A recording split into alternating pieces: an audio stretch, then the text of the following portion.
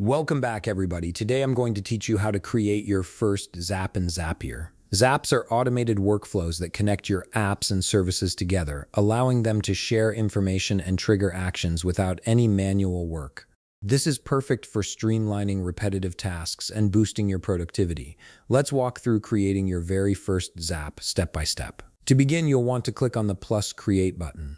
This is typically found in the upper left section of your Zapier dashboard, and it's your starting point for building any new automation. When you click it, a menu will appear with different options for what you can create. From this menu, go ahead and click on Zaps. This tells Zapier that you want to build a new automated workflow rather than exploring other features like tables or interfaces.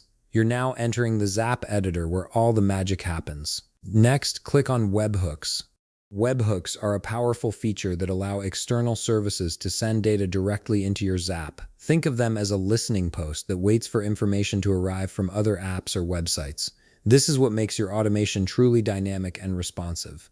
Now you'll need to click on Choose an Event. Zapier needs to know what type of webhook action you want to perform. There are different webhook options available depending on whether you want to receive data, send data, or perform other webhook-related tasks. From the options presented, select Catch Hook. This particular event type is designed to receive incoming data from external sources. It's like setting up a mailbox that can accept deliveries from anywhere on the internet. This is one of the most versatile webhook options available. After selecting Catch Hook, click Continue. You'll then need to click Continue again on the following screen. Zapier is now preparing your webhook and getting ready to generate a unique URL that will serve as the address where data can be sent.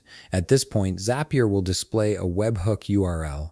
This is a unique address created specifically for your Zap. Copy this webhook URL carefully. You'll notice it's a long string that starts with https://hooks.zapier.com. This URL is the key to connecting external services to your automation.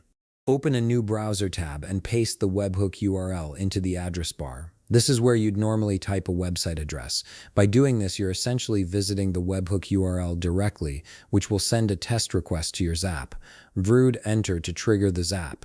This action simulates an external service sending data to your webhook.